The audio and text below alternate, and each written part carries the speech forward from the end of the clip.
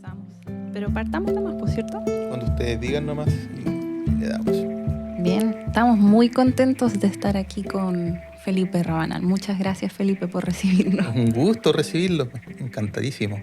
Desde que te vimos la otra vez en el documental, era un documental, un programa de tele con la Juliana Furchi, el Seba me decía, tenemos que entrevistar al Felipe Rabanal. Hace tiempo que queríamos. Sí, bonito ese programa. La Selva de Chile se llama. Sí, que lo pasan por el canal TVN, el ¿Sí? NTV se llama, Uh-huh. el canal de cultura de TVN. Sí. Y como hace tiempo yo no veía tele, lo vimos esto por YouTube, dije, wow, está bien la tele, subió de nivel. Sí, se está haciendo esfuerzos, creo yo, por comenzar a este tema de la cultura, como a levantarla, ¿no? O sea, yo creo que la gente está demandando cultura, está demandando contenidos en la televisión, de todas maneras. Y bueno, es una forma que yo creo que es muy bonita de poder transmitirle a la gente emociones y bueno, y conocimiento, derechamente, ¿no? O sea, así que sí, me parece súper bueno que se estén dando esos espacios. No sé si la gente sentirá lo mismo que nosotros, pero con el SEA es como que tenemos una sed de saber sobre las especies, sobre los anfibios, sobre las aves, los pájaros, las ballenas, los hongos, todo. Queremos saberlo todo. Y lo notamos, al menos a nosotros que nos gusta hacer como ciencia, y en mi caso yo estoy muy, muy ligado a la divulgación, me gusta mucho la divulgación científica. Se nota cuando me toca ir a dar charlas, por ejemplo, a colegios, etcétera, en que la gente está ávida de conocer, los niños, o sea, ávidos de conocer acerca de lo que tienen, ¿no? De lo que hay. Y otra cosa súper interesante es que, en general, el consumo de documentales o material tenía relación siempre con traer cosas de afuera, ¿no? Que África, que los leones, ¿no es cierto? Que la jirafa, Los qué sé yo, los lobos. lobos, Sí. los pandas. Y súper bien, o sea, nunca está de más. Finalmente muchos nos enamoramos de la fauna viendo eso. Sí. Pero acá en Chile tenemos tantas riquezas biológicas, tantas riquezas naturales que mostrar, que creo que este paso de comenzar a darle un valor a lo que tenemos es sustancial. Y vemos que la gente ya quiere eso, quiere saber qué es lo que hay en el patio de su casa, quiere saber lo que hay en su humedad que está al lado de la casa, qué sé yo. Sí, y eso es muy bonito. Me encanta esa avidez por conocer, como me comentabas tú. Sí, hermoso. Y pues ahora vamos a hacer muchas preguntas acerca de ranitas, sapitos y quizás lagartijas también. Bueno, veamos si podemos, puedo contarle algo que le llame la atención. Y lo primero que nos llama al tiro, tenemos curiosidad por saber, es cómo llegaste a esto. Si sabes mucho de anfibios, ¿no? Especialista en anfibios. ¿Cómo llegaste a este tema? ¿Desde pequeño? Mira, en realidad de que tengo uso de razón que fui un amante de estas criaturas que eran como medio rechazadas por la gente en general, ¿no? O sea, las sabandijas, como le decían las abuelas, ¿no? O sea, las sabandijas, como... entonces yo tenía este gusto desde que era chiquitito. Yo, de que tengo uso de razón, andaba metido en los pantanos, embarrado, lleno de bichos, siempre colectando y aprendiendo de ellos, mirando, observándolos. En esa época, cuando me comencé como a acercar, a conocerlos bien, claro, dentro de la familia como que se asustaban, ¿no? Porque decían, bueno, si tomás estos bichos te van a salir verrugas, por ejemplo. te van a salir granos, qué sé yo. O que las culebras te van a morder y qué sé yo. Y bueno, aquí estoy, no tengo ninguna verruga. Ni una verruga. Lo cual, por cierto, es un mito. Y claro, yo vivía en ese entonces tomando bicho y todo, y se transformó finalmente lo que era para mí un hobby en mi profesión. Yo soy herpetólogo, digamos. Entonces, esto nació de mí de muy pequeño, de muy pequeño. Y sé que hay muchos niñas y niños que también, ¿ah? Que también tienen ese interés. Y lo bueno es que mi familia no coartó ese ímpetu. Si bien tenían miedo al principio por todos estos mitos y todas estas historias infundadas, me permitieron ser. Veían en mí felicidad. O sea, entonces, las veces que intentaron como frenar eso al principio, por miedo, por ignorancia quizás, como que se sobrepusieron a eso y después se acostumbraron. Después tenía la casa llena de bichos, tarántulas, lagartijas caminando por las cortinas. Bueno, hoy en día eso un poco ha cambiado. Básicamente porque nosotros ahora conocemos y tenemos más respeto por la fauna, por la flora, claro, y por la funga, ¿no? Hemos ido trabajando el tema de concientizar a la gente de que puede conocer y aprender sin manipular, sin extraer. Llevárselo para la casa. Pero en esa época no era tema. No era tema. Entonces, nosotros como niños tomábamos los animales, los manipulábamos, aprendíamos de ellos y bueno, es lo que me tocó vivir. De hecho, en esa época, estoy hablando antidiluviana, en esa época no había mucha información de nada. En realidad, hoy los jóvenes, la gente que se está formando, tiene la posibilidad de entrar a internet y está todo. Sí. Está todo. En esa época teníamos los documentales que llegaban a veces por la televisión. Teníamos en esa época, había un personaje que se llama el Profesor Rosa, que a lo mejor algunos lo conocen, en una etapa distinta en todo caso, ahora más humorística, pero que nos contaba acerca de los animales, etc. Algunas revistas y uno que otro libro especializado que podías encontrar en una biblioteca.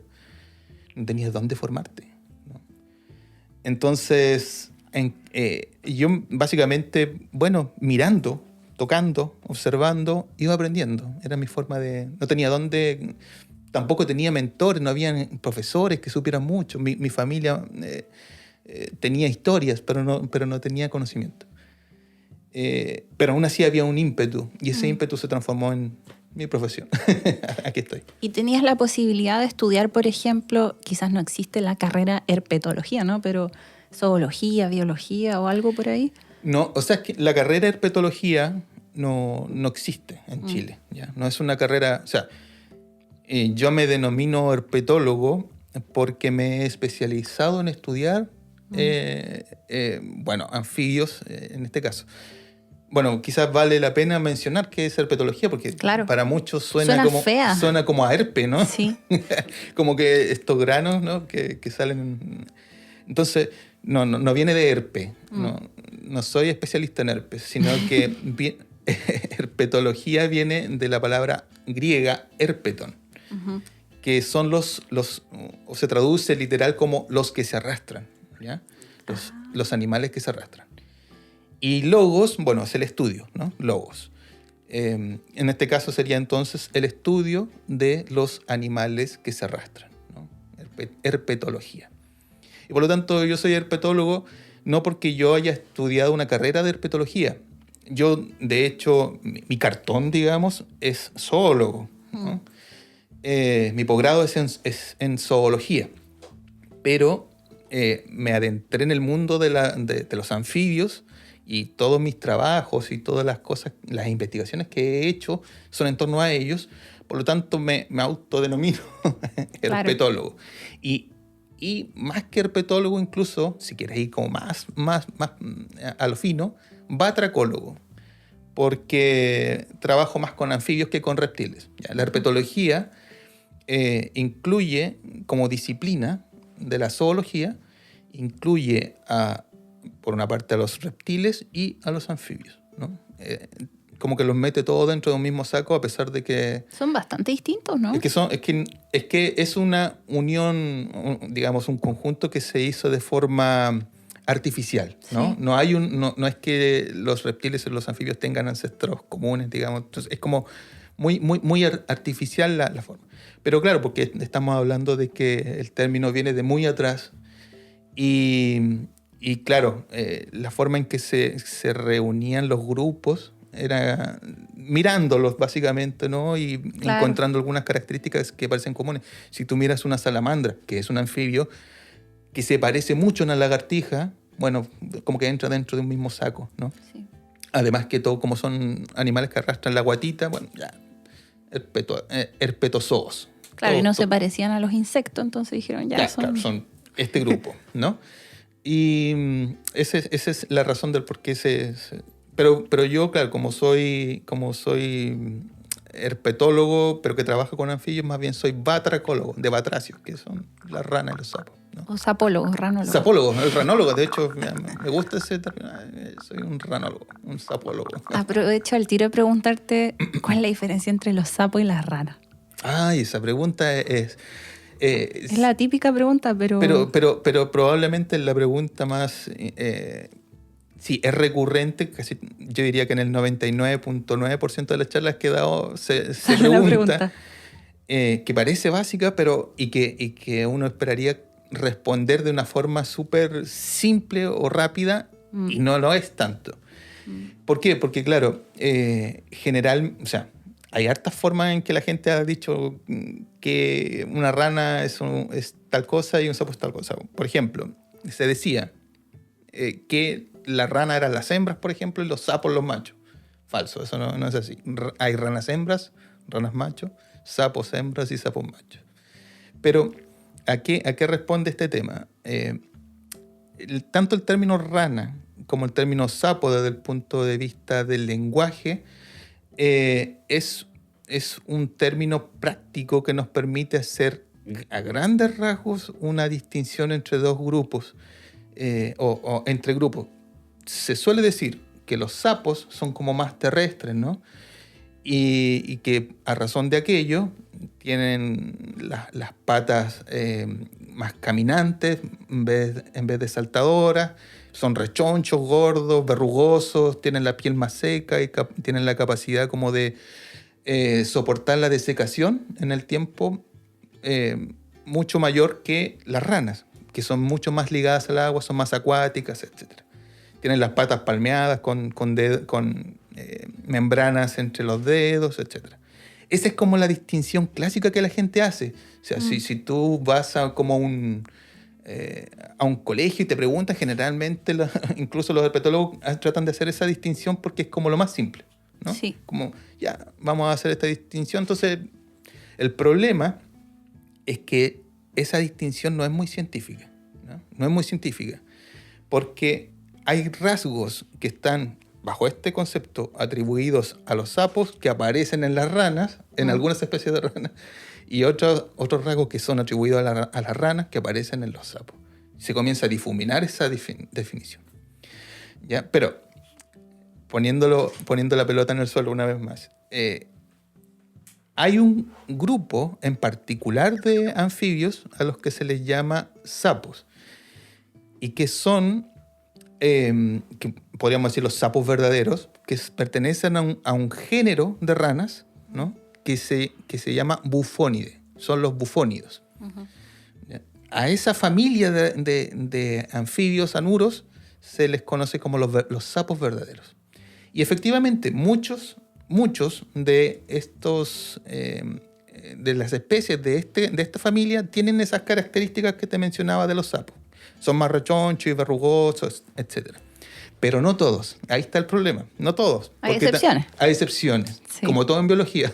Con todas las cosas. Fíjate que es súper curioso porque siempre hacen incluso memes. Dicen como la respuesta clásica de un biólogo, depende. Todo depende, porque en realidad es así. Bueno, y por otra parte, hay una familia que es la familia Ranidae, que serían básicamente las ranas verdaderas. El tema es que hay ránidos, como te decía, que son verrugosos, que son rechonchos y de patas más cortas. Y también hay bufónidos que tienen piel lisa, por ejemplo, no tienen verrugas y son muy estilizados. Se mezclan digamos, estos como rasgos, y finalmente esa diferenciación entre rana y sapo se difumina finalmente. Lo cual genera un problema. Entonces, y en resumen, es un problema más bien semántico que científico. O sea, la diferenciación entre rana y sapo no es una cosa más de tipo científico que nos sirva a nosotros los científicos. Es una cosa más bien del lenguaje, con la cual te puedes comunicar, ¿no? Entonces, no sé si logro contestar a tu pregunta, porque es más compleja de lo que la gente quisiera, finalmente. ¿Y en otros idiomas o en otros países también existe esa diferenciación? Así es. En inglés me parece también, ¿no? Frog y toad. Que, claro, justamente. Los toad son los sapos y frog son las ranas. ¿Ya? Ahora, probablemente esto va bien para atrás. Cuando los europeos llegaron a América, ¿no es cierto?, llegaron y se encontraron con una fauna de anfibios, y ellos venían de Europa con la terminología rana, porque existe el género rana en Europa, ¿ya? Y cuando llegaron acá y vieron animales que eran muy parecidos, son ranas, son las ranas. Entonces le pusieron ranas también a los animales que están acá. Y así, entonces... pero es un tema lingüístico, ¿no? Es un problema más bien de semántica que... Entonces, claro, acá en Chile usamos el término rana en aquellos animales que son de piel lisa, que son más acuáticos, etc. Y reservamos el término sapo para los que pertenecen a la familia Bufonidae. Uh-huh. Entonces, ¿aquí en Chile hay sapos? Sí. ¿Hay verdaderos sapos? Sí. Porque acá en Chile sí tenemos la familia Bufonidae. Pero no tenemos la familia Ranidae en Chile. En Chile no hay ranas verdaderas, ¿no? La familia Ranidae no está representada en la fauna chilena. Por lo tanto, a todas aquellas que nosotros le llamamos ranas es porque tienen estas características como de piel lisa, que son más estilizadas, etcétera. Pero no son las verdaderas ranas. Para no confundirme voy a decir anfibios. Anfibios, anuros. Anuros también. Sí. Anuro era sin cola, quería decir. Anuro significa justamente... Algo me acuerdo de mis estudios de hace años atrás. Los sin cola, sí. Hace alusión al hecho de que las ranas efectivamente en su etapa adulta no tienen colita. Uh-huh. A diferencia de otros anfibios como los urodelos, que son las salamandras, ellos tienen cola, ¿no? Bueno, de hecho, urodelo significa cola evidente, ¿no? Y salamandras entonces no están más emparentadas con las lagartijas, aunque se parecen un poco a las lagartijas, sino que son anfibios. Son anfibios, no tienen relación. Morfológicamente se parecen a las lagartijas, pero no son lagartijas, claro, y están dentro del grupo de los anfibios. Así que, bueno, esa es la historia. En realidad, podrías llamarlos de una u otra forma rana sapo, y mientras la otra persona que está al frente tuyo te entienda de qué estás hablando, porque se dice, bueno, ¿qué es una rana? Bueno, una rana es una rana. Tiene características de rana, las 4 patas, con patas palmeadas, etc. Como que hay una imagen en la cabeza que se viene inmediatamente cuando uno evoca diciendo rana, ¿no? Y si tú eso lo puedes transmitir a partir de ese término a la otra persona y te entiende, ya se ha cumplido el ejercicio lingüístico de transmitir. Claro. Sí, exacto. Y hay cosas bien interesantes sobre anfibios, sapos y ranas, y quizás salamandras también, aunque no lo sé, de cómo se diferencian de otros tipos de animales, por ejemplo, de las lagartijas. Tienen características particulares sobre su desarrollo, ¿cierto? Por supuesto. Sí. Bueno, uno cuando piensa en anfibios, se vienen a la mente estos animales que son como de transición, de alguna forma, ¿no? ¿En qué sentido? Los anfibios unen un mundo que es el mundo acuático y el mundo terrestre, y están, desde el punto de vista como evolutivo, están ahí como en el intermedio, ¿no? Entre lo que fueron el habitar por completo un medio acuático como los peces, para adentrarse en algún momento a una forma de vida terrestre, ¿no? Los anfibios son los primeros vertebrados tetrápodos que pusieron las patitas fuera del agua, ¿no? Hubo en algún momento de la historia, hace más de 360 millones de años atrás, hubo algunos peces que quisieron aventurarse a dominar este nuevo espacio, ¿no? Que estaba ahí inexplorado por los vertebrados, pero que estaba ahí a la espera. Entonces, claro, en ese paso evolutivo en el que estos peces, ¿no es cierto?, como que de patas lobuladas, como que se quisieron avanzar a la Tierra, ese paso evolutivo significó que hayan características un poco acuáticas y un poco terrestres, ¿no? Por ejemplo, los anfibios tienen huevos, sus huevitos son muy similares a los de los peces, ¿no? No tienen membranas como el amnios que protegen a su embrión dentro. Es como que el embrión anda dentro del huevito como en un pequeño acuario, ¿no? Pequeñito. Y no tienen cáscara los huevos. Son como los huevos de los peces, ¿no? Y esta característica como que la traen consigo desde ese mundo, ¿no? Y como que no se pueden desligar del todo del agua. ¿Por qué? Porque los anfibios necesitan del medio acuático para reproducirse todavía. De esos huevitos, de ese embrión, salen renacuajos, ¿no? Y esos renacuajos, que es el estado larval de los anfibios, parecen un pececillo, siguen siendo acuáticos, ¿no? Y a través de un proceso maravilloso, que es la metamorfosis, estos pequeños como pirigüines que le llama la gente, etcétera, comienzan a salirle las patitas, las manitos, se les acorta la cola y se transforman en un animal terrestre, ¿ya? Ahora, ese proceso maravilloso de la metamorfosis nos demuestra de que ahí están como en ese proceso, ¿no? Como que están en el agua, con una patita en el agua y una patita en la tierra. En cambio, los reptiles dieron un paso más allá, ¿no? Aparece por primera vez un huevo que tiene cáscara, que protege, digamos, al embrión del medio externo. De la sequía, por ejemplo. Sí. Exactamente. O sea, aquí en este caso los huevitos ya no necesitan del medio acuático para mantenerse hidratados, para que no los seque el sol o la temperatura externa o el aire, digamos. Aquí ya los huevos están protegidos por una cáscara, ¿no? Entonces hay un paso evolutivo extra, que lo cual es muy interesante. Y ahí hay un sinfín también de adaptaciones, ¿no es cierto? En el caso de los anfibios, por ejemplo, tienen una piel desnuda, no tienen escamas, los anfibios, digamos, actuales, no tienen escamas, no tienen pelo, no tienen faneras, ¿no es cierto? Como el pelo y las escamas, de modo que es fácil que se desequen con el ambiente. En cambio, los reptiles desarrollaron una piel que impide que se deshidraten con facilidad a partir de esta piel coriácea y con escamas. Comienzan a aparecer distintos elementos que les permiten independizarse ya del agua. Entonces, claro, son digamos, como dos cosas distintas ahí desde el punto de vista evolutiva, digamos, ¿no? Una ya da un paso más allá, en este caso los reptiles. De hecho, la palabra anfibio quería decir algo como de los dos. Doble vida. Doble vida. Anfibio. Eso significa doble vida. Una vida acuática como renacuajo y una vida terrestre como ejemplar adulto, ¿no?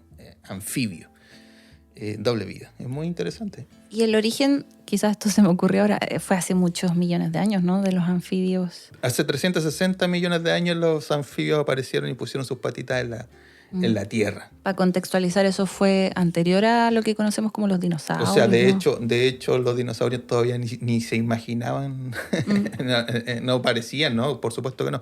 Piensa que los dinosaurios se extinguieron, y aquí la gente no lo ve, pero estoy diciendo con los deditos entre comillas, se extinguieron hace 65 millones de años, ¿ya?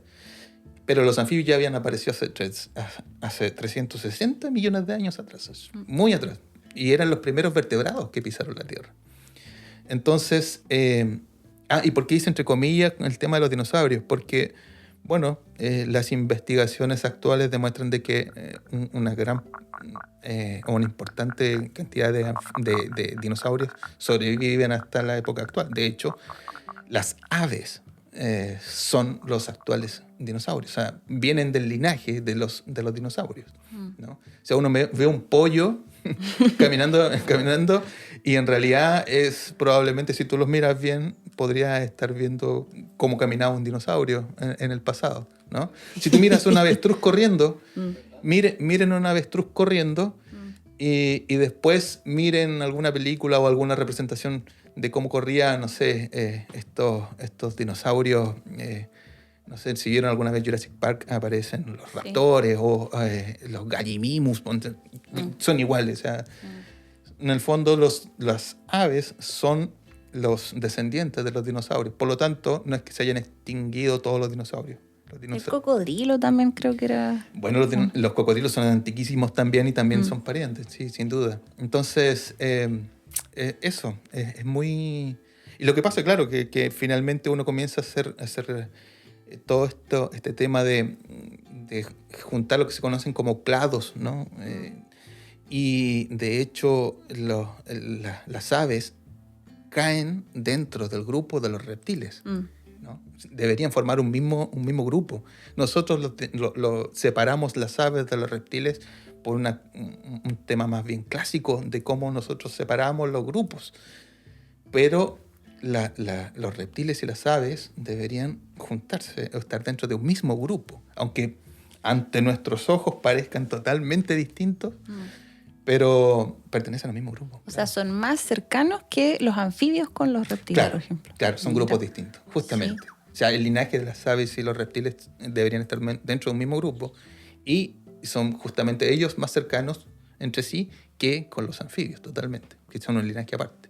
Interesante. Es súper viejo el grupo de los anfibios. Mucho más viejo que el de los humanos, por ejemplo. Humanos hace 1 millón de años. Nosotros somos un suspiro en la historia. Sí. En la historia no somos nada. Estamos aquí nomás hace un ratito. Y eso, bueno, de hecho a mí, en general, para mí los anfibios, cuando yo miro a una rana y la observo, la miro a los ojos, a mí ellas me producen una sensación bien especial, que es como este ser conoce la vida. No, es como tiene en sí, trae toda la historia de la vida en la Tierra, de los vertebrados. Este animal conoce el misterio de la vida. Me genera eso, es que muy... a mí los anfibios me apasionan, pero además de apasionarme, me emocionan. Yo cuando miro una rana, me genera algo interno que tiene que ver con la emoción. Claro, dirán, los científicos de repente son como muy lejanos a las emociones. Y la verdad es que quizás algunos, no lo sé, no puedo meter la mano o todos dentro del mismo saco. Pero yo no entiendo si no es a través de la emoción lo que yo hago. Y eso me pasa con los anfibios. A mí me emocionan. Y yo veo ahí un animal, no sé, siempre he encontrado que las ranas son como sabias. Son los sabios de la naturaleza. Totalmente. Ahora cuando vea uno, hace tiempo que no veo uno, yo creo que no me metí al bosque lo suficiente. Cuando vea uno voy a sentir eso, yo creo, con todo lo que nos contaste. Y a pesar de todo eso, aún así, como habías dicho, ellas no tienen escamas, los anfibios, entonces igual son vulnerables, ¿no? Por la piel, por ejemplo. Correcto. Bueno, una cosa interesante es que, claro, los anfibios tienen esta piel como desnuda, ¿no es cierto? Y que además tienen una característica especial, que los anfibios, además de respirar, por ejemplo, a través de los pulmones, pueden respirar a través de la piel, ¿no? O sea, la superficie de la piel se transforma en un pulmón más. Porque de hecho, si tú miras una rana desde el punto de vista anatómico, imaginándote que te haces una disección, ¿no? Ya no tienes para qué hacerlo, si finalmente ya sabemos, está en todos los libros, no tienes para qué disectar un animal, para creerme, supongo. Pero si tú los miras, los pulmones son son como 2 globitos, como los globitos, estas bombitas de agua, no sé si la has visto, ¿no? Son muy ineficientes, porque son muy... son como pequeñas tegumentos, ¿no? Como ver unas pequeñas bolsitas que están están con mucha capilarización, o sea, hay muchos capilares por donde se hace el intercambio gaseoso, pero no es suficiente con esos pulmones para mantener el suministro completo de la oxigenación. Entonces necesitan este apoyo extra de la piel. Y lo que hacen, y eso los hace muy vulnerables porque necesitan siempre estar húmedos los anfibios. ¿Para qué? Para que el aire y el oxígeno puedan difundir a través de esta capa de humedad al interior. ¿Cómo lo hacen? Por difusión. Justamente el oxígeno difunde a través de la piel y llega directamente al torrente sanguíneo. O sea, la piel por dentro, digamos, está muy vascularizada, está lleno de pequeños vasos sanguíneos. Entonces, digamos, el oxígeno difunde directamente. Pero el problema es que eso las hace terriblemente vulnerables. Una, si se secan, no tienen esta capa de humedad encima y el oxígeno no puede entrar y se mueren ahogadas. De hecho, hay veces que me ha tocado ver que he ido al terreno y he ido con alguna persona o un niño o niña, qué sé yo, y ha encontrado una ranita, la toman con sus manitos y muy felices me la van a mostrar. Y dice, mire, tío, aquí encontré una ranita. Abre la mano y la rana está con la lengua afuera y azul, cianótica. Claro, porque lo que pasó ahí es que con el calor de la mano, más el encierro, etcétera, se secó la piel y la ranita se ahogó, derechamente. Entonces, es triste, pero es así. Y lo otro es que por esa misma permeabilidad, cualquier tóxico o cualquier sustancia tóxica también difunde directamente al torrente sanguíneo. No hay nada que la proteja. Por lo tanto, la contaminación de las aguas, por ejemplo, son una amenaza para los animales, para estos animales. Porque justamente, aprovechando la instancia, hoy en día nosotros como científicos usamos guantes para manipular estos animales cuando los necesitamos, ¿no? Hay que tener un permiso especial para manipular los anfibios, bueno, cualquier animal en realidad. Hay un organismo competente que es el SAC, ante el cual hay que pedir un permiso para poder manipular estos animales. ¿Ya? Pero nosotros usamos guantes precisamente porque uno lleva químicos en sus manos, ¿no? En esta época de pandemia nosotros comenzamos, por ejemplo, a usar alcohol gel, ¿no? O cuando vamos al campo usamos bloqueadores solares, ¿no? O cremas, o perfumes. Y eso muy fácilmente puede difundir al interior de una ranita a través de la piel. Y todo eso puede eventualmente intoxicarlas. Eso sumado a que también en nuestras manos podemos llevar a lo mejor patógenos, etcétera, que podrían eventualmente hacerles daño, ¿no? Y no al revés, porque hay gente que dice, oye, ¿por qué estás usando guantes? Ah, entonces era verdad lo de la verruga. La verruga. No es para cuidarnos a nosotros de ellas, es al revés, para cuidarlas a ellas de nosotros. Wow, entonces deben ser súper vulnerables a los plaguicidas. Todo. A todo esto que usa la gran industria de la agricultura. Absolutamente. Justamente por ello se les considera a los anfibios como centinelas, como especies centinelas. Son bioindicadores de la salud de los ecosistemas.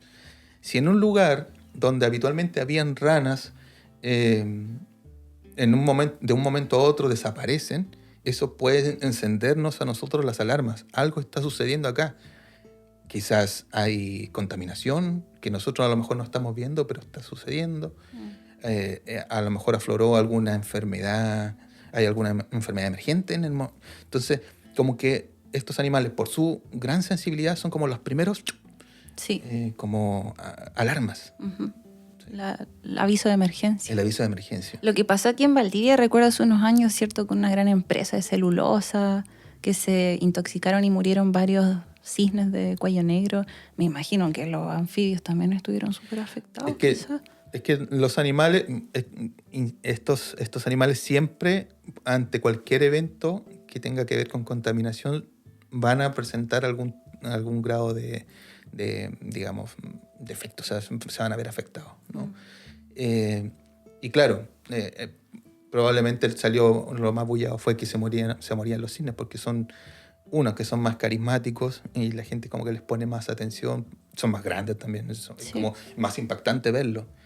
Pero en este caso, los anfibios, claro, a lo mejor no es tan evidente, no se ve con tanta claridad. Ahí de repente el ojo experto puede ayudar, ¿no? El ir a mirar y ver qué está pasando, porque una ranita a lo mejor se pasa por alto. Un cisne no, es mucho más evidente, ¿no? Pero claro, son tan vulnerables que ante cualquier evento ellas se ven afectadas.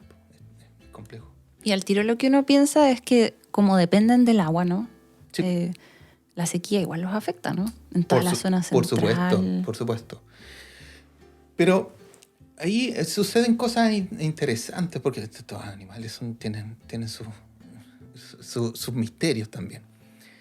Fíjate que sí, evidentemente la sequía los aproblema dependiendo de la especie.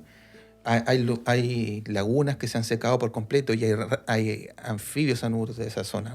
La rana chilena, por ejemplo, que vive asociada a cuerpos de agua y que no tiene la posibilidad como de excavar.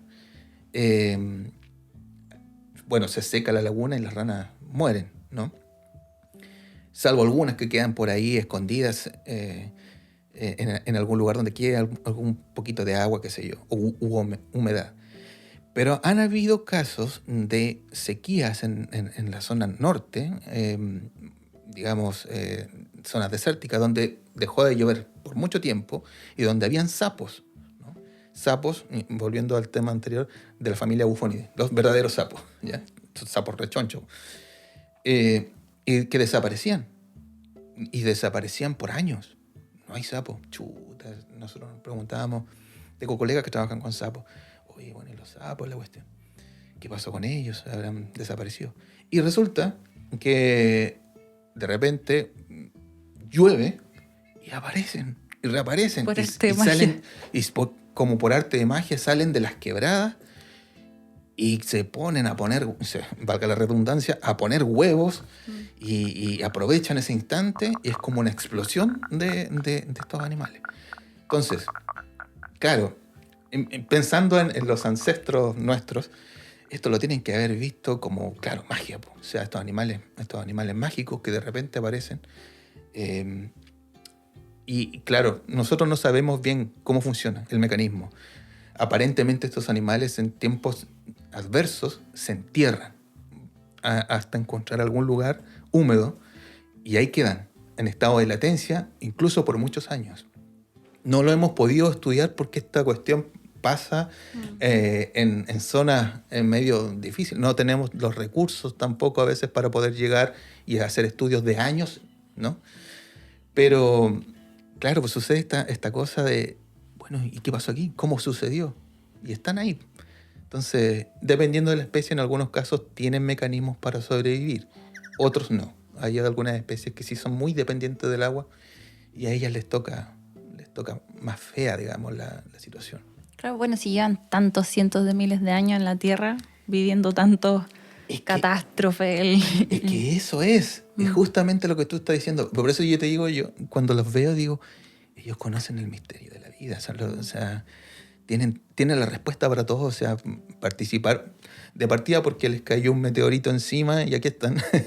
Sí. Hace 65 millones de años cayó un meteorito, pero aquí están. Entonces, están sus descendientes. Lo mismo, otra cosa, en el altiplano también hay ranas. En el desierto más árido del mundo, desierto de Atacama, hay ranas. Y resulta que, bueno, están en estos pequeños oasis, hay como estos pequeños arroyos. Y cada cierto tiempo, en el invierno boliviano, hay aluviones que no sé, hay gente que lo ha visto en la televisión, que son unos aluviones tremendos, ¿no? Y que uno diría, estos anfibios se los llevó el aluvión y desaparecen para siempre. Pasa todo, se calma todo y nosotros vamos a ver y ahí están. ¿Cómo soportaron? Entonces, claro, después uno piensa, volviendo a lo anterior, pero es que estos animales han pasado a lo largo de millones de años esta misma historia. O sea, lo han vivido una y otra vez y están ahí, son sobrevivientes de catástrofes, de cosas que para nosotros son tremendas, pero ellos lo tienen resuelto de alguna forma.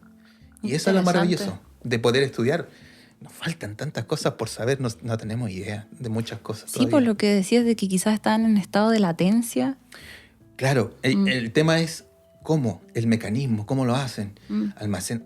Hay casos, no solamente aquí en Chile, sino aquí en otras partes. Por ejemplo, en Australia, que también hay sequías, etcétera. Hay especies que guardan agua en sus vejigas, por ejemplo, y se mantienen en estado de latencia. A lo mejor mecanismos similares a eso. Hay algunas especies que en Australia y en otras partes que hacen una especie como de capullo, de mucus, y ahí quedan como en un capullo, resguardadas. ¿Pasará esto mismo con las nuestras? No sabemos. No sabemos. Todo eso son cosas misteriosas que todavía están por verse, por dilucidarse. Pero aún así, a pesar de todo eso que dice, he escuchado mucho de cuando se dice las especies más amenazadas por el cambio climático. Entre todas las que son cientos de especies amenazadas, las que más afectadas siempre hablan del grupo de los anfibios. Los anfibios. De hecho, dentro del grupo de los vertebrados, los anfibios son los más amenazados en el mundo, sin duda alguna. Y Chile no se escapa a esa realidad. O sea, de hecho, aquí en Chile, el 70% digamos, de las especies que nosotros tenemos acá están bajo alguna categoría de amenaza, ¿no? ¿El 70%? El 70% es harto, ¿no? Wow. O sea, 7 de cada 10 especies está amenazada. Entonces, es complejo el panorama y es precisamente porque, si bien, claro, estos animales tienen mecanismos para poder soportar los embates de la naturaleza, pero no necesariamente al ritmo en cómo están sucediendo las cosas hoy, ¿no? Muchas de estas cosas que sobrevivieron, o sea, que los anfibios pasaron y que lograron sobrevivir, se dan en escalas temporales amplias, ¿no? ¿No?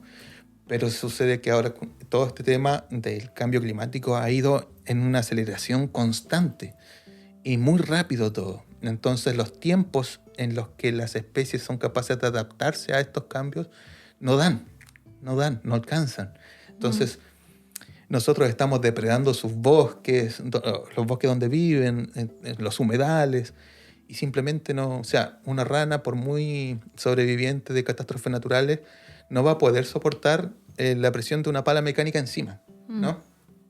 Nosotros aquí en Chile, por ejemplo, nuestra gran rana chilena, Calyptocephalus lagayi, esta rana que vive en humedales, no tiene la posibilidad de escapar cuando hacen rellenos para poder gestionar proyectos habitacionales. O sea, simplemente viene una máquina y le tira tierra encima para secar el humedal donde están para poder construir, y esa rana tiene cero posibilidades, si es que no es tomada y llevada a otro lugar, tiene cero posibilidades de escapar, cero. O sea, entonces es complejo. Ahí ya la mano del hombre es a veces mucho más implacable, ¿no?, que la misma naturaleza en ese sentido. Y los anfibios, a diferencia de, por ejemplo, las aves que se pueden volar e irse a buscar otro lugar, no pueden. Es que claro, lo que pasa es que justamente, el mismo ejemplo de antes, una pala mecánica que viene a rellenar le va a tirar encima a una garza, le va a tirar encima escombros o tierra. La garza abre sus alas y vuela. Y se va 10, 20, 100 metros más allá o lo que necesite. Las ranas no. Las ranas no tienen alas. A lo más que pueden es saltar un poquito, pero una ranita de 40 milímetros saltará a lo más 3 pasitos más allá, o sea, 1 metro más allá, le cae la pala encima igual. No tienen la misma capacidad de dispersión que un ave, ¿no? Eso también le pasa a los reptiles, ¿no? Entonces, es ahí el problema. La capacidad que tienen los anfibios para poder desplazarse es mucho menor que la de un ave o de otros animales. Un mamífero también, qué sé yo. Bueno, excepto los micromamíferos, un ratoncito yo creo que también tiene más o menos los mismos problemas. Tiene que ver con una excusa de tamaño y de imposibilidad de volar. Y eso es tristísimo. O sea, a mí me ha tocado en muchas circunstancias ir a ver, después de que se han hecho movimientos de palas mecánicas, etcétera, en lugares, en humedales, y ir a escarbar los montones de tierra, y las ranas están ahí. Y hay veces que me ha tocado sacarlas que todavía están vivas, pero están encerradas. O sea, solas no salen, solas no van a poder salir. Y es así, es así. Entonces, ese es el drama que viven estos animales. A mí me ha tocado ver mucho porque ayudo también y trabajo en una ONG que enfrenta grandes proyectos, ¿no? Inmobiliarios, empresas. Y muchas veces estos proyectos, cuando hacen sus estudios de impacto ambiental, reconocen impactos a anfibios y proponen tomarlos y llevarlos a otros lados, ¿no? Como medida de compensación. Y ¿será suficiente, me imagino yo, simplemente tomarlos y trasladarlos a otras partes? Es todo un tema porque cuando tú mueves animales de un lugar a otro, no es llegar y hacerlo. De partida porque un animal que está en un lugar X está, digamos, como, entre comillas, aclimatado a ese espacio. Es su casita. Es su casita, ¿no? Sí. Es su casita, que tiene características en particular. Entonces no es llegar y tomar ese animal y dejarlo en cualquier parte. Tendría que ser eventualmente un lugar de muy similares condiciones, etc. Y ahora, el tomar un ejemplar y llevarlo, que es lo que se conoce como traslocación, se hace, ¿no? Se hacen estudios previos, colegas lo hacen, vamos a ver si es que este lugar es bueno o es óptimo, pero también hay que ver, o sea, yo me estoy llevando una gran cantidad de animales para acá y lo estoy poniendo en otro lugar, entonces a lo mejor la cantidad de bichitos que estoy llevando puede también afectar a la población de ese otro lugar, porque, bueno, me llegaron más comensales a un lugar donde teníamos, Claro. no sé, en la noche cada ranita tenía 100 moscas per cápita y ahora tengo 10 porque me llegaron otros tantos a comerse las mismas moscas que yo me comía en la noche, los mosquitos, por decirlo de una manera, digamos, coloquial. Se hace, estas medidas de mitigación existen y por todos los medios se trata de lograr, digamos, salvaguardar todas estas cosas. Si es exitoso o no, hay que evaluarlo. No en todos los casos es exitoso, de hecho. En algunos casos, con los reptiles, por ejemplo, hay evidencia de que estos animales se toman, se mueven de lugar, no sé, una cantidad, para que no sea un sistema distinto, se mueven una cantidad de metros más allá, qué sé yo. Y se ha visto de que pasada una cantidad de días, los animales retornan al mismo lugar. Entonces, claro, imagínate, entonces si se hace este movimiento en una sola tanda, un solo día o qué sé yo, y te vas, la medida de mitigación ya no funcionó porque el animal va a volver al mismo lugar y le van a caer de nuevo las palas encima, etc. Y requeriría monitoreo, ¿no? Seguir estudiando a ver si... Sí, lo que se hace ahora es que se hacen estudios a largo plazo. O sea, se hacen estas traslocaciones, se mueven los animales, tampoco para no demonizar el sistema, en algunos casos se hace bien, ¿no? Se traslocan los animales y se hacen monitoreos a largo plazo, varios años a veces, mirando si es que los animales fueron afectados, si se mueven, si se desplazan de nuevo al mismo lugar, se vuelven a tomar y se llevan a otro. Es la lucha por tratar de compatibilizar el progreso, el desarrollo, progreso, como le llaman, Mm. con la fauna de algunos lugares que se eligieron para algún proyecto en particular. La idea sería no interferir humedales, por ejemplo, también podrían estar prohibidos. Es que ya, claro, o sea, ya está archi estudiado y visto de que no es una buena idea para nada el poder hacer proyectos sobre humedales. No solamente desde el punto de vista de la fauna, incluso para el riesgo de la gente que vive ahí, si lo quieres poner desde un punto de vista antropocéntrico, ¿no? Desde un punto de vista del problema que le pueden suscitar a las personas.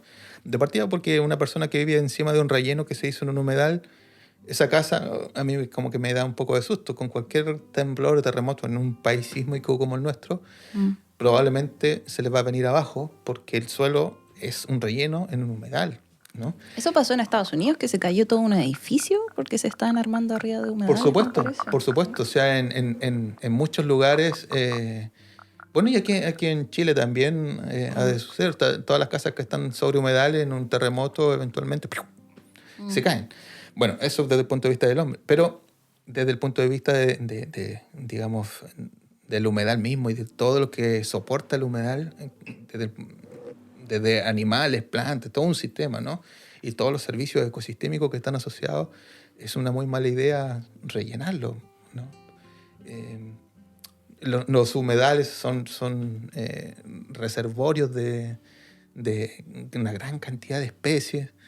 Y además, son como verdaderas esponjas, ¿no? Que también retienen el agua, etcétera, que ahora que estamos viendo el tema de las inundaciones, o sea, tú estás rellenando un humedal y lo rellenaste y después te preguntas, bueno, pero ¿por qué nos estamos inundando en la ciudad? ¿Qué está pasando?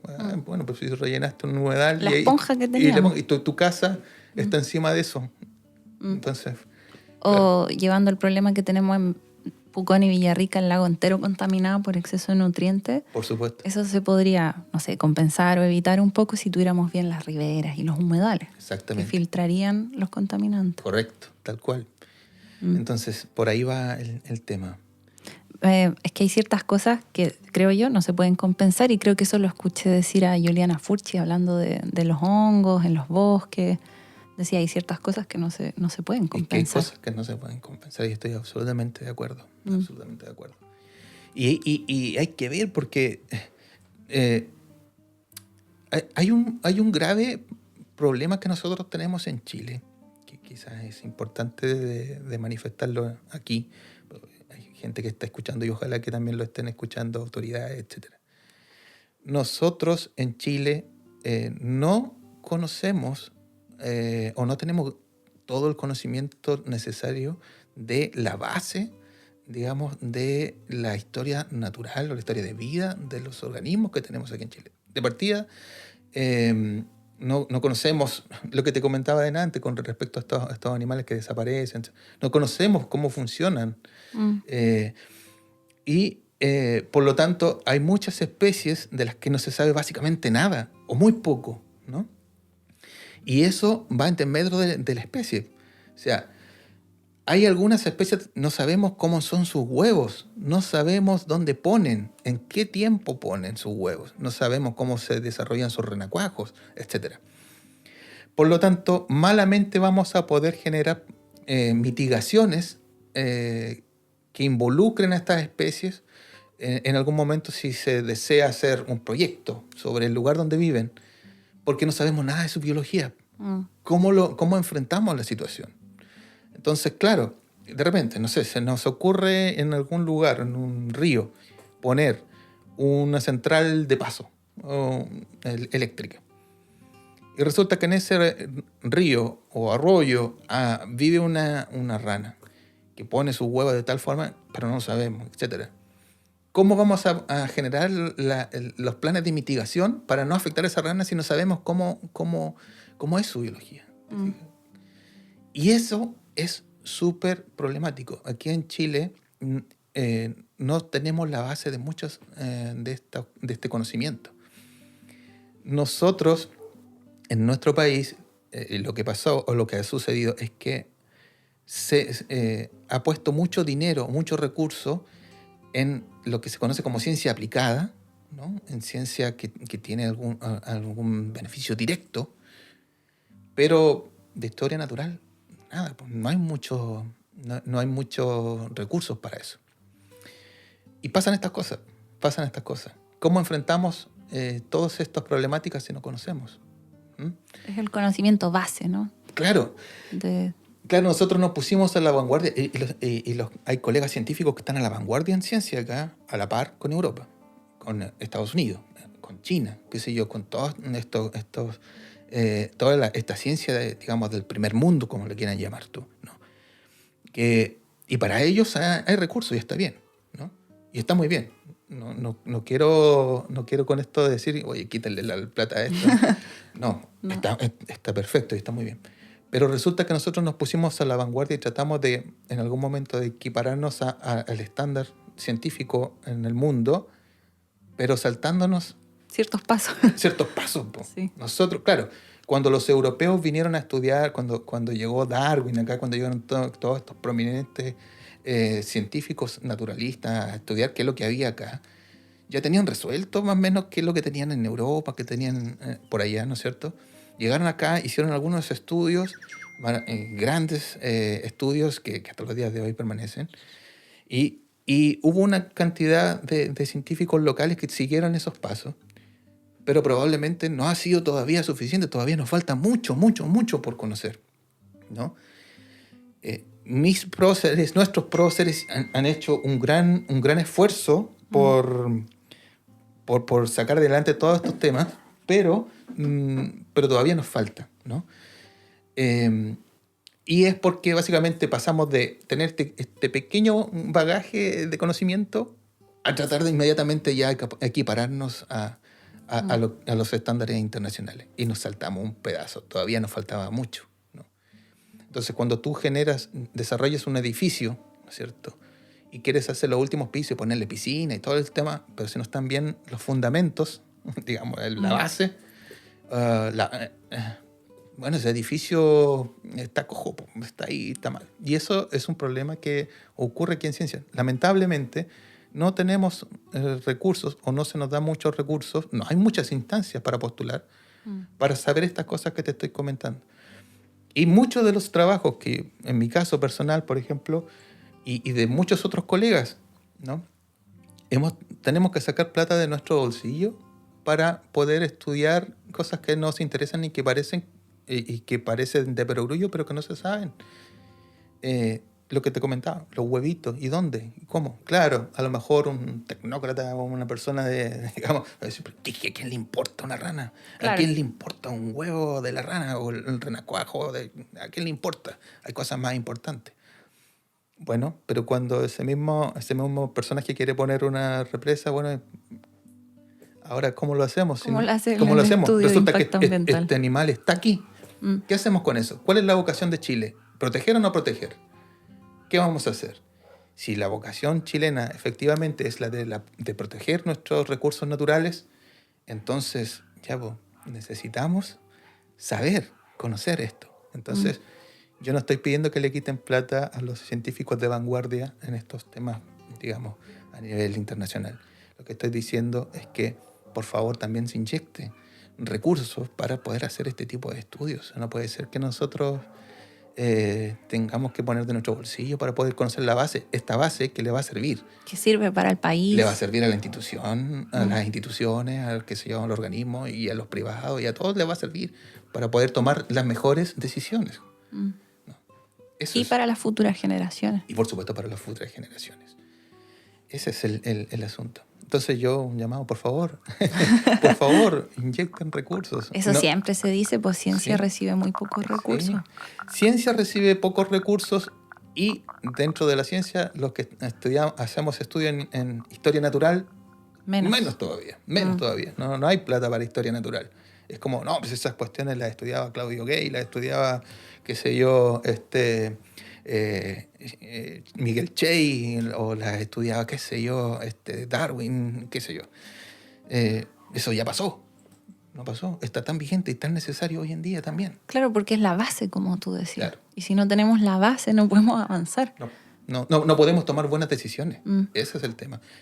El tomar las mejores decisiones se logra a partir de saber eso, saber lo básico. Lo básico. Si no tienes lo básico, lo que logras como decisión es más bien una especulación, especular acerca de, podemos hacer esto. Eso, entonces... Ojalá. Y respecto a esos saberes, para el público general en este caso, nos habías comentado que a ti te interesaba que la gente supiera más de otras especies de ranitas y sapitos, no solamente de la ranita de Darwin, que es la ranita bandera, la ranita que muchos conocemos cuando nos hablan de anfibios, decimos ranita de Darwin.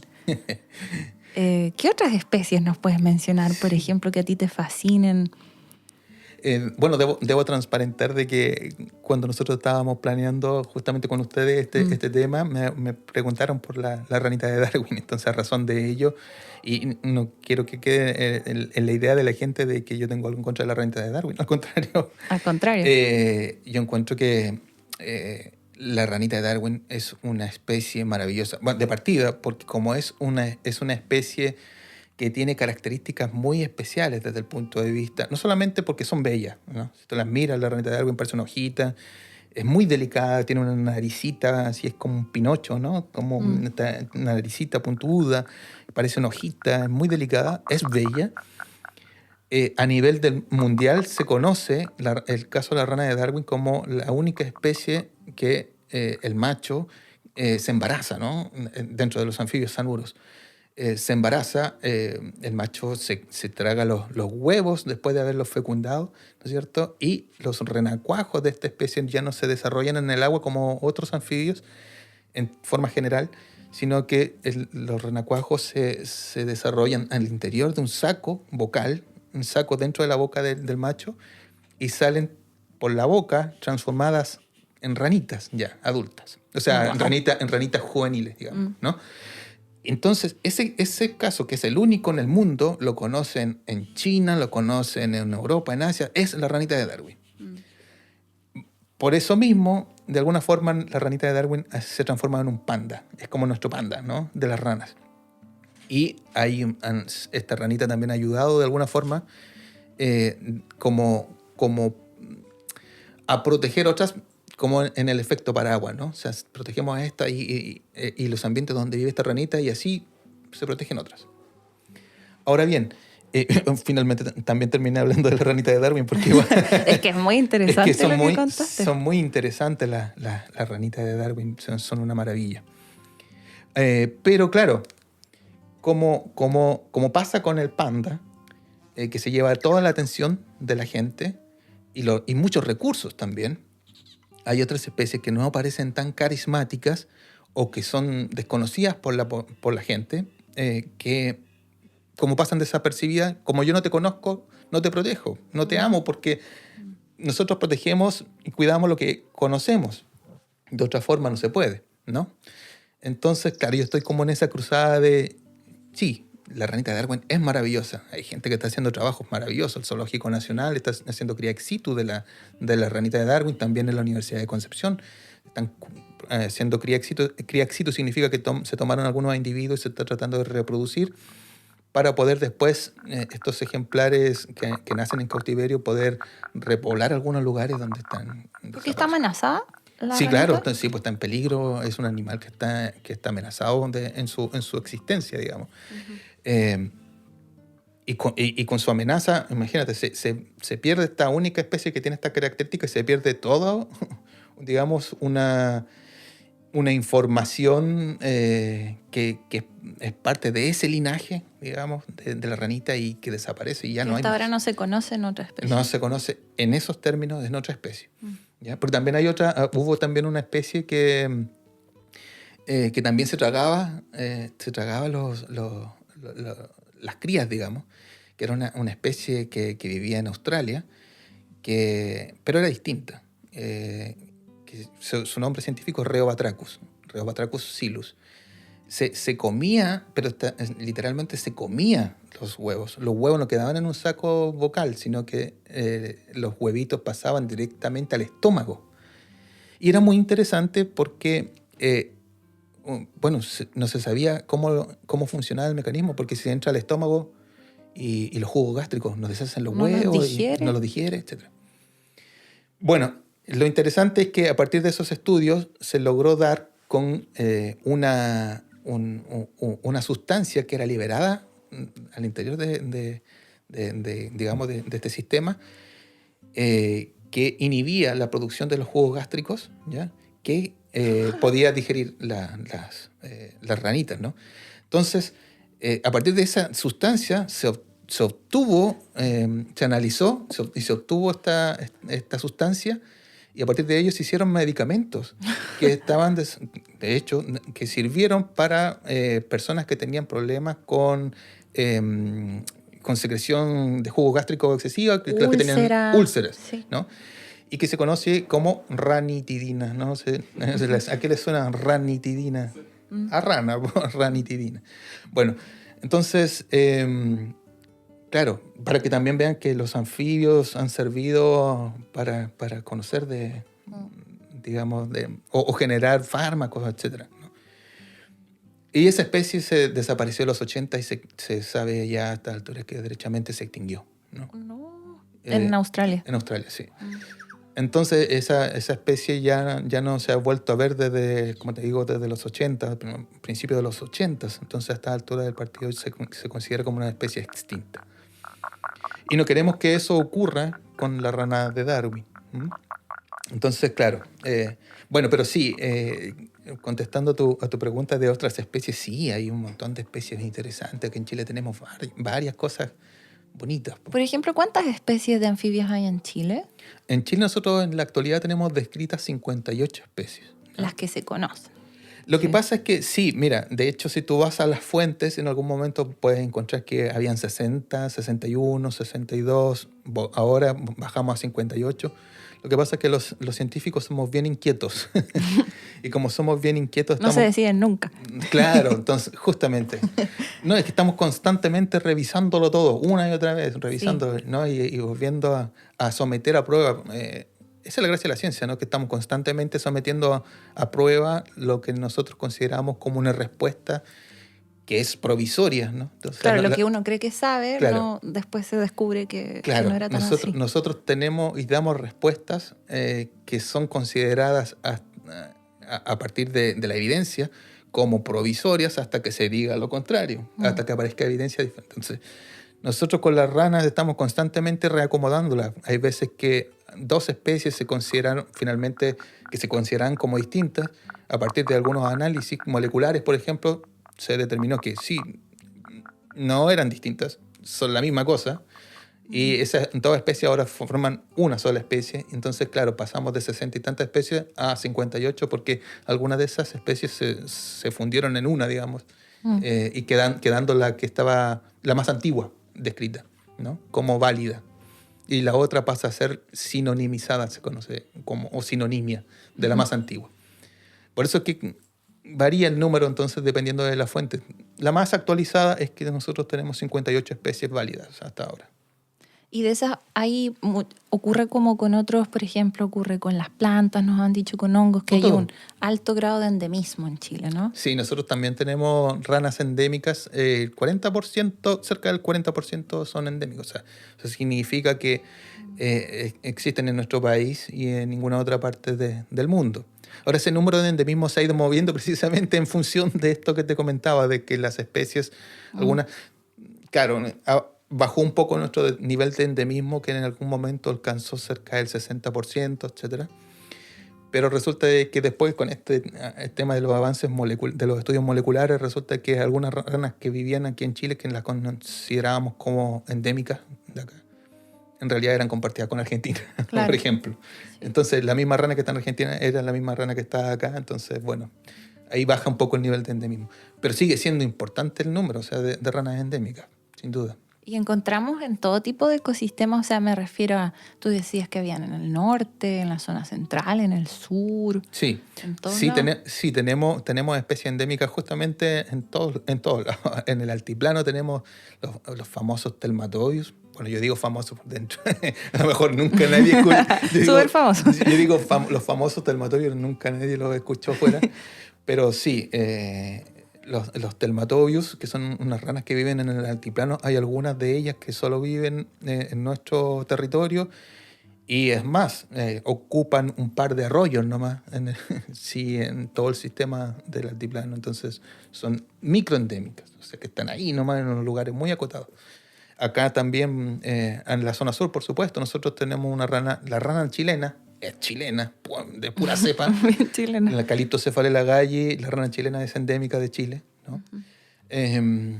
Y que habita, bueno, también viene desde la zona norte, pero hasta la región de los lagos. Y acá en el sur está muy representada. Si alguien va aquí a las lagunas en septiembre, qué sé yo, las escucha cantar en grandes coros. Y sí, tenemos hartas especies. Bueno, y aquí mismo, acá estamos en Valdivia, tenemos una especie endémica de la zona que es Eusophus altor, que es la rana de hojarasca de Oncol, le llamamos, y que la describimos hace unos años atrás con unos colegas. Y resulta que es súper interesante, aprovechando de que ya que hablamos delante de la rana de Darwin, quizás hablar de ella, porque esta rana, que bueno, a mí me llena de orgullo porque la conocí cuando era un estudiante de pregrado, cuando hacía mis pequeñas expediciones por el mundo buscando cosas. Fuimos al Parque Oncol, y en el Parque Oncol movía los troncos para ver qué es lo que había, y un día levanté un tronco y había un ejemplar de esta ranita y había huevos. Estaba con huevitos debajo de un tronco, o sea, pelado. No había agua, nada así. Y yo, para mis adentros, pensé, qué mal lugar elegiste para poner tus huevos, porque no. O sea, todas las especies del grupo de los que se llaman las ranas de hojarasca ponen sus huevos en pequeñas piscinitas, ¿no? Con agua. Y ahí el macho llama a la hembra va, pone los huevos, el macho los fecunda y el papá se queda cuidándolos en esta piscinita. O sea, fecundación por fuera. Ah, claro, Externa. sí, por supuesto. Quizás eso no lo mencioné en algún momento, pero los anfibios anuros no tienen cópula. No son como... No hay intromisión de una estructura como el pene, ¿no? Al interior de la cavidad vaginal de la hembra, sino que aquí lo que hace el macho es que derrama sobre los huevitos que expulsa la hembra, derrama semen y los fecunda, ¿no? Y esto es como los peces. Se fija que todavía, como les comentaba al principio, es como todavía hay características que recuerdan un poco al ambiente acuático, a los peces. Entonces ellos no copulan, ellos amplexan. Los anfibios anuros no copulan, amplexan. Eso sí, amplexo significa abrazo. El abrazo nupcial. Ahí el macho, entonces, cuando llega la hembra, la llama a su agujerito con agua, la llama cantando. Las ranas de hojarasca tienen un canto muy, muy bonito, que es como y de hecho le llaman en alguna parte, en algunas zonas de acá, le llaman las ranas perritos de agua, porque parecen un cachorro llamando. Entonces llaman, fecunda, la hembra se va y el macho se queda cuidando los huevos en esta piscinita. Así era el sistema general de este grupo de ranas, las de hojarasca. Pero esta rana estaba en el suelo seco y con sus huevos en seco. Dije, se te van a secar. Bueno, pero así es la naturaleza. Y le dije, bueno, aquí tú verás cómo lo haces, pero funciona la selección natural. Bajé el tronquito y lo dejé. Volví a la semana siguiente. Levanté el tronquito para ver la mortandad, cómo estaba la situación. Y resulta que levanto el tronco y los renacuajos ya habían eclosionado. Habían salido de sus huevos y estaban ahí. Se movían. ¡Wow! Dije, esto interesante, porque están vivos, se mueven ahí, el suelo está húmedo, pero no hay agua. Ya, saqué una foto, bajé. Volví después y levanté y efectivamente ya había pasado tiempo, los renacuajos estaban un poco más desarrollados. Dije, rayos, aquí hay algo nuevo e interesante. Y comencé con la gente con la que iba a buscar en el parque si habían situaciones similares. Y efectivamente, habían situaciones similares. Y es así como nos dimos cuenta que estábamos ante la presencia de la primera especie descrita en Chile que tiene renacuajos que se desarrollan en ausencia de agua, o sea, renacuajos terrestres. Y eso fue boom, porque en el fondo encontrarse renacuajos terrestres es como encontrarse peces fuera del agua, ¿no? Y efectivamente el macho se queda cuidando estos renacuajos hasta que se desarrollan, completan la metamorfosis y no se mueren. Pueden vivir sin necesidad de agua. Esa misma especie, ¿no? Eusophus altor. Eusophus altor. Y de hecho, el epíteto específico altor significa el que cría, el que cría. Y hace alusión a que el papá se queda cuidando de forma estricta estos renacuajos hasta que completan la metamorfosis. Y es tan estricta que nosotros, cuando termina el periodo en que este macho hizo su tarea, que salen flacuchos porque no comen nada, si están ahí, simplemente están todos flacos, incluso a veces tú los encuentras y están con sanguijuelas pegadas porque no se mueven de ahí, ¿no? Entonces, son los papás. O sea, yo hablaba delante de la Rhinoderma darwini como un buen padre, ¿no es cierto? Que cría La de Darwin, sí. La de Darwin cría sus renacuajos en el interior de la boca, pero este también es un papá fantástico. Qué bueno el ejemplo. Me recuerdo, voy a saltar a los primates. Yo estaba observando primates cuando estudié el magíster y también ocurría que el macho cuidaba a las crías y estaba súper flaco porque era demasiada energía dedicada al cuidado de las crías, no se podía dedicar a sí mismo y la mamá estaba feliz por no sé dónde. Y el macho súper debilitado. Sí, pues.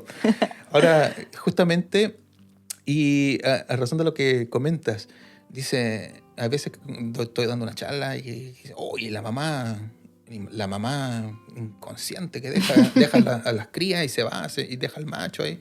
Y hay otros que dicen, pero que así tiene que ser, porque el macho también tiene que aportar. Darle la perspectiva de género. Claro. Y la verdad es que, claro, si tú lo miras en forma así rápida, parece que sí, porque el macho se lleva la pega. Y no, pues. Aquí en la naturaleza todo está fríamente calculado, ¿no? En este caso, ¿qué pasa con estos renacuajos? Estos renacuajos, fíjate que además de desarrollarse en ausencia de agua, no necesitan comer desde el exterior. ¿Por qué? Porque traen en su intestino incorporado el material nutritivo que necesitan para desarrollarse. Se llama vitelo, que es la yema de huevo de la gallina, la yemita. Bueno, eso mismo, pero en versión rana. Y la traen incorporada dentro del intestino. Y quien aportó ese material nutritivo en los renacuajos, y por añadidura en los embriones, ¿no es cierto? La mamá. O sea, la mamá, al momento de desarrollar los huevos, esos huevos vienen cargados de vitelo, cargados de yema, por así decirlo, que es la que se incorpora dentro del embrión. Por lo tanto, la inversión de energía de la mamá para poder dejarle, digamos, la alacena llena a los renacuajos es mucha energía. Entonces, claro, la mamá pone los huevos, la hembra pone los huevos que vienen con este suministro energético y ella se va porque ya entregó todo. O sea, lo dio todo. Ya hizo lo que tenía que hacer. Lo dio todo. Sí. Y el macho después se encarga, por su parte, de generar cuidado, que es la segunda patita, digamos, del proceso. O sea, mamá y papá, en este caso, hembra y macho, hacen su aporte energético al sistema. Bueno, es que uno también tiende, cuando ve los casos de especies animales, a antropomorfizar, ¿no? Sí. Y lo piensa desde la perspectiva humana, Claro. De la madre y el padre, Claro. Y los roles de género. Y en la naturaleza es como que hay otras reglas también. Funciona, claro, tiene sus propios códigos y funciona de su forma, claro. A mí siempre me enseñan que era como desde la perspectiva energética, que es lo más eficientemente energéticamente. Claro. Y ahí está claramente ilustrado. El papá se queda, no aporta nutrientes, pero aporta cuidado, protección, ¿no? A expensas de su propio bienestar. Sí. ¿no? Entonces quedan flacuchos, como te comentaba, pero ahí está. Y la mamá es la que deja la alacena llena en esta especie. Entonces, es fantástico que tengamos en los bosques templados esta rana que tiene renacuajos terrestres, que fue una cosa muy interesante en su momento. Y es la única especie todavía que conocemos del grupo de las ranas de hojarasca que hay acá en Chile que tiene esta característica. Qué bacán. Sí, ¿Y por casualidad lo descubriste? Bueno, eso es lo que se conoce con el nombre de serendipia. Claro. ¿no? O sea, un día buscando otras cosas, me encontré con esta situación y finalmente se transformó en lo que se conoce ahora como Usophus altor, una nueva especie. Y en ese sentido me acuerdo, leí harto sobre la ciencia ciudadana y que parece que tú eres parte de una plataforma, ¿no? Ciencia Ciudadana, iNaturalist sí, Chile. Sí. Y eso permite que más personas se hagan parte de este proceso, ¿no? Correcto. ¿Nos puedes contar un poco de eso? Sí, mira, eso es muy interesante porque delante te hablaba de las dificultades que tenemos los científicos que estudiamos historia natural para poder desarrollar nuestros estudios en campo sobre todo, porque todo es dinero. Moverse, si yo tengo una idea y quiero moverme al altiplano, necesito pagar pasajes, estadía, etcétera, para poder estudiar. Y así, moverme por el territorio, etcétera. Entonces, nosotros, los interesados en los colegas herpetólogos, y bueno, cualquier persona que se dedica a estudiar historia natural, no tenemos ni tantos ojos, ni tantas manos, ni tantos recursos. Y es ahí donde la ciencia ciudadana cobra un gran valor, porque resulta que en la ciencia ciudadana, la comunidad entra a jugar un rol importante, colectando datos y realizando observaciones a todo lo largo y ancho, en este caso del país, que nos puede ayudar a todos a obtener estos datos que nos sirvan para lo que te comentaba antes, tomar mejores decisiones, porque ya tenemos, ya sabemos, por ejemplo, la real distribución de las especies, ya sabemos en qué época a lo mejor están reproduciéndose. ¿A partir de qué? A partir de datos que la gente que va a distintos lugares colecta. Con el celular, por ejemplo. Y en este caso, en el caso particular que es iNaturalist, es una plataforma que justamente tiene la facilidad de que tú puedes subir tus registros. Ahora todo el mundo tiene un celular con cámara y que graba audio. Entonces una persona que va de vacaciones, se encuentra con una ranita, entonces le saca una fotografía o escucha que está cantando, graba el audio y puede subir su registro a esta plataforma. Y en esta plataforma hay científicos y también aficionados y gente que quiere aprender. Todos en conjunto pueden identificar la especie y a partir de esos datos se puede saber, a lo mejor esta rana solamente se conocía que vivía en tal parte, ahora sabemos que vive en esta otra tal parte. Y fíjate que tengo un ejemplo reciente, súper reciente. Nosotros tenemos una especie de rana que se llama Alzodes valdiviensis acá en la zona, que se conocía para la región de los ríos. Y gracias a un aficionado que vive en Chiloé con su hijo, andaban por ahí buscando ranitas porque les gusta. Sacaron la fotografía de unas ranas, la subieron a la plataforma y dijimos, ¡wow! ¿Qué pasó aquí? ¿Y esto? ¿Esta rana? Hay que ir a verla. Y hicimos una expedición.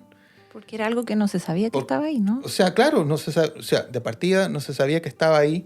Y al mirarla dijimos, esta cuestión es lo que toda la vida hemos querido ver y no habíamos tenido la posibilidad ni los recursos. Entonces, resulta de que me junté con Matías Gargiulo, que le aprovecho de saludar ya a su hijo, y efectivamente las ranas estaban ahí, po. Le sacamos una foto, sacamos unas muestras, nosotros usamos como unos cotonitos, hacemos unos hisopados, le sacamos como muestras le lavamos el cuerpito a la rana con este hisopito y después eso lo hacemos estudios moleculares. ¿Ya? Uh-huh. Antes se colectaban los animales, se sacrificaban. Ahora ya los animales no se sacrifican, sino que simplemente se le hace como no sé si han visto en la serie, el CSI le decíamos nosotros, ¿no? Que le pasan por la boca para ver el ADN de la... Es como el PCR que nos hacían por la nariz, bueno, ¿no? Claro, el PCR, pues, el PCR del COVID, obvio, sí. pero en versión rana. En versión rana. No tenemos cotonitos tan chicos como para metérselos por las narinas, pero se lo pasamos por encimita de la piel. Y descubrimos de que esa rana que estaba en Chiloé es la misma que está acá en la región de los ríos. Por lo tanto, lo que sucedió ahí es que hubo una ampliación de distribución de esta rana desde la región de los ríos hasta Chiloé. Lo cual es fantástico porque ahora ya tenemos conocimiento, un mejor conocimiento acerca de la real distribución de la especie. Y todo eso gracias a que personas aficionadas subieron sus datos a la plataforma. Y eso es ciencia ciudadana. O sea, la gente se involucra, participe, aprende, y esos datos ya no son... Y lo otro interesante es que este tipo de plataformas no se pierden en la red, porque mucha gente sube fotos en Facebook de sus vacaciones, sube una ranita, pero se pierde en Facebook, ahí está, qué sé yo. Uh-huh. Aquí la gracia es que estos registros quedan guardados y cualquier científico o persona que conoce los temas los puede ver, se comunica con las personas que hicieron el registro. Y bueno, se hacen estos estudios. De hecho, esta persona que hizo el registro, Matías, participó dentro de la publicación científica. Sí, la vi, estaban también. Sí, participó dentro de la publicación científica que se hizo. Por lo tanto, podemos decir con todas sus letras que él es un científico ciudadano. Es mejor que yo porque tiene una publicación y yo no tengo. Entonces, es bonito, es muy bonito. Ahora... Y alguna vez escribí ahí una nota, dice finalmente ahora todos podemos ser un Claudio Gay, Sí. todos podemos ser un Filippi, todos tenemos la posibilidad de hacer estas observaciones. Si Darwin hubiese sabido que íbamos a tener celulares con cámara en todos Claro. lados. Sí. Y eso, bueno, y eso ha facilitado y está facilitando mucho el tema de salvar este tema de los costos. Pues. Sí, ahora ya hay Claro. cientos de ojos mirando alrededor de Chile y el mundo.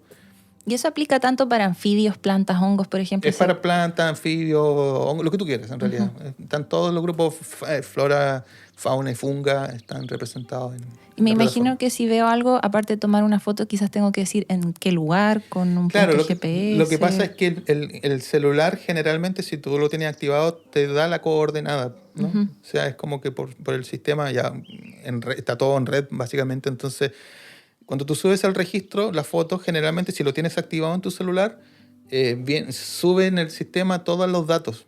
Dónde fue y dónde fue colectado el registro, o se hizo el registro, la hora, la fecha, todas esas cosas se suben. Bacán. Si el registro no, o sea, si estaba desconectado o no, tú lo puedes poner en forma manual. Pues lo hice aquí, a la salida de mi casa, aquí en Valdivia. No sé. Entonces, claro, esa es la ventaja de los celulares actualmente. Te da todo.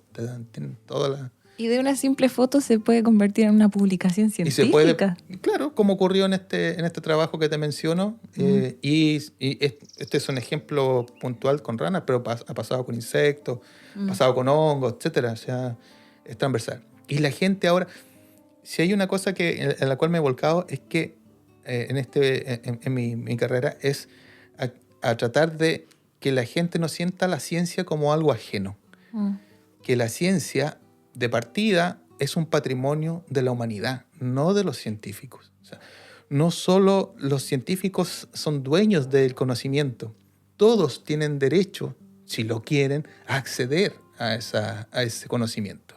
Y ahora, no solamente acceder, sino también a ser protagonistas, a ser partícipes. A cambiarlo. ¿Te fijas? Ahora una persona puede llegar a hacer un gran aporte al conocimiento. Todos estamos involucrados. Y si tú tienes el deseo, el gusto y las ganas, vamos, únete, ¿no? Únete a esto. Si a las personas que nos escuchan le interesa esto, les sugiero que entren a esta plataforma. Se escribe iNaturalist, ¿cómo suena? iNaturalist.cl y pueden buscar, nosotros tenemos el proyecto Anfibios de Chile, y ahí, en el caso, si les gustan los anfibios, pueden sacar fotos de anfibios, grabar cantos también. Pues como las ranas cantan y las distintas especies cantan distinto, entonces podemos identificar a partir del canto.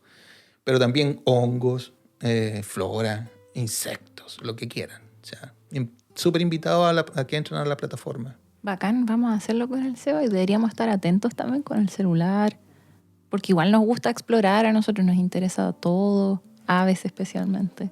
Yo creo que todos en el fondo tenemos dentro de nuestro corazoncito explorador. el gen explorador. El gen explorador. Y yo creo que eso ayuda bastante a este tipo de actividades. O sea, el gen. Y ojo, no tienes que ser, o sea, ya, yo vivo en Valdivia, voy a ir a hacer registro a Punta Arenas para...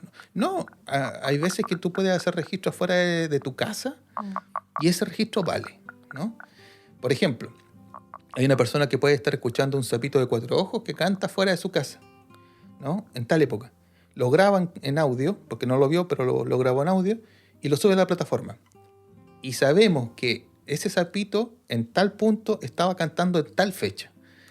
Y ese es un dato no trivial, porque nos va a permitir saber, a lo mejor, a lo largo del país, en qué periodo o en qué momento estas ranas están cantando o están comenzando su actividad reproductiva, por ejemplo, que es parte del conocimiento de la biología de las especies.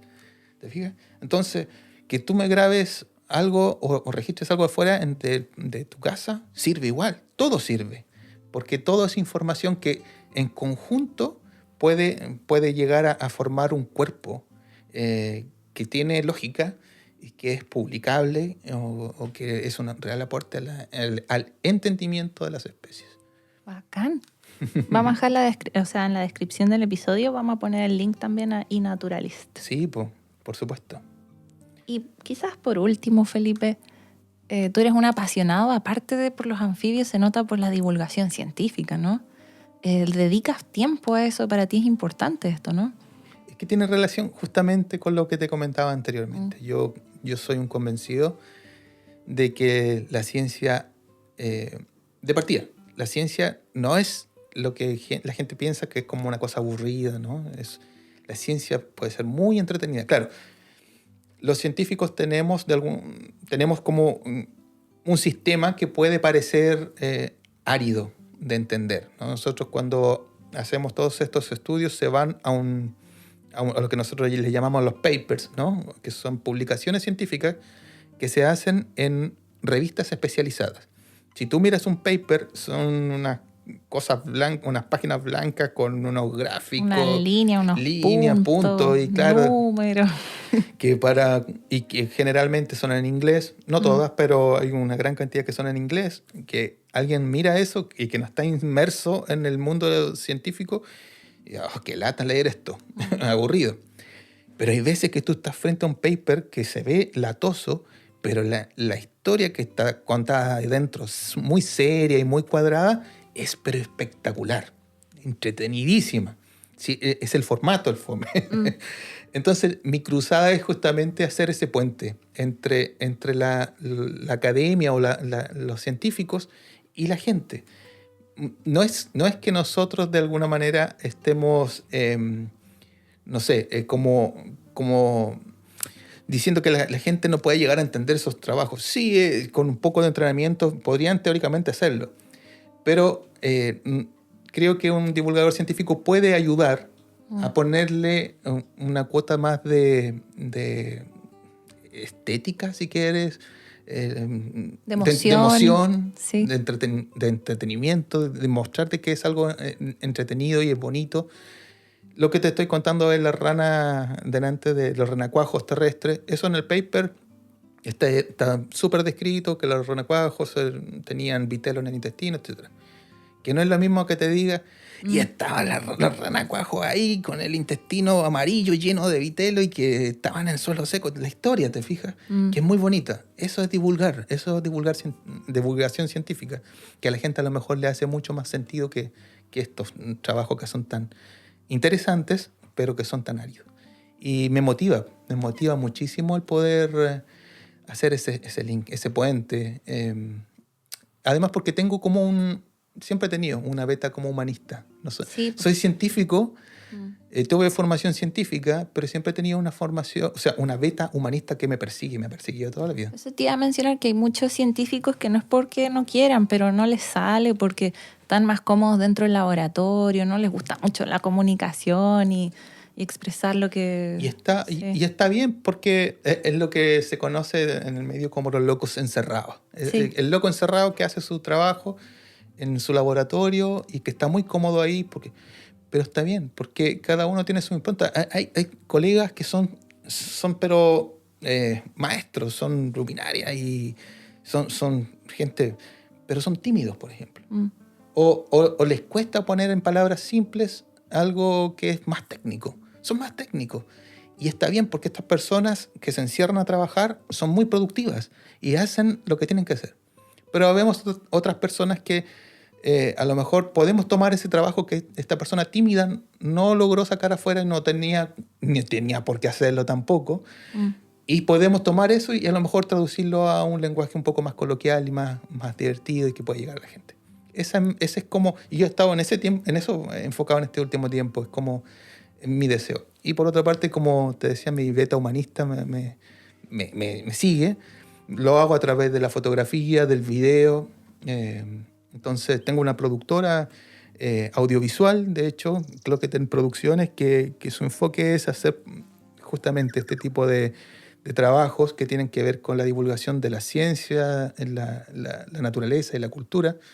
Ese es como su espíritu. ¿Cómo se escribe Glo? Cloqueten, es con K. Ah, ya. Sí, Cloqueten Producciones. Cloqueten, las dos son K. Así que, claro, ahí estamos. Po. Yo cuando era chiquitito, lo que yo quería hacer era ser camarógrafo de la National Geographic. Esa era de las cosas que me gustan. Porque yo crecí viendo documentales de la National Geographic, crecí viendo a Sergio Nuño en un programa que se llamaba, ya los chicos seguramente actuales no los van a saber, pero se llamaba La Tierra en que Vivimos. Entonces yo crecí con eso y yo quería hacer eso. O el gringo Steve, ¿cómo se llama? Steve Irwin, probablemente como un poquito más el cazador de cocodrilos, que era un poquito más actual, por así decirlo.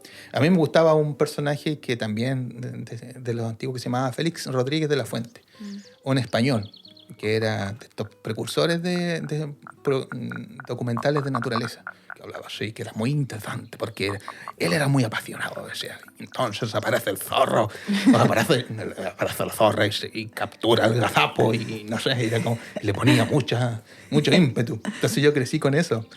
Como que yo quería un poco eso. Y ahora resulta de que después de formarme como científico, dije, bueno, ¿y por qué no? ¿Por qué no? ¿Por qué no hacer esto si finalmente me apasiona igual? Y sigo haciendo ciencia, sigo sacando trabajo, sigo investigando las ranas con todas estas cosas interesantes, pero ahora con esta vocación de poder dársela a la comunidad. Y ese es un gran servicio para la ciencia y para las personas. Es un trabajo muy necesario. Y hay personas que están hechas para hacer eso, como tú, por ejemplo. Así que muchas gracias, Felipe. Bueno, gracias a ustedes. Me alegra un montón el haberlos podido recibir y haber conversado de esto que me apasiona, finalmente. Me dieron ganas de comprarme una guía de anfibios. Sí, un libro o algo así para descubrir más. Sí, bueno, hay trabajos, hay trabajos de anfibios, pero estamos al debe todavía podemos sacar más cosas, más trabajos. Yo saqué un libro de anfibios hace unos años atrás, de los anfibios de Chile, de los bosques templados, pero ya está agotadísimo. ¿Ves? Pero bueno, ahí vamos viendo, vamos a ir armando cositas. Se vienen cositas, como dice la gente. Sí, cositas. Vamos tratando. Por lo menos tenemos, no sé, si tienes interés, ya hay sitios. Pues está justamente en Instagram, tenemos Anfibios de Chile. Cada cierto tiempo estamos subiendo @Anfibios de Chile. Vamos subiendo cosas, fotos, no solamente mías, sino que de colaboradores, etcétera. En Facebook también tenemos Anfibios de Chile. Está el otro grupo también del que soy parte, que es Batracios de Chile. Así que hay lugares como para hacer consultas. Y la plataforma de Ciencia Ciudadana también los dejó invitadísimos. Hay Naturalist. Yo le digo ay, porque es que partió en Gringolandia, por cierto. Pero ahora está en Chile también. Y Naturalist. Es Naturalist, claro. Naturalist. Los dejo invitadísimos a todos el que esté escuchando acá. Niños, esto no tiene edad. O sea, niños, niñas, abuelitas, abuelitos, el que tenga intención puede sumarse. Y todos, un abuelito con un celular. Bueno, claro, están todos cordialmente invitados a ser partícipes del conocimiento.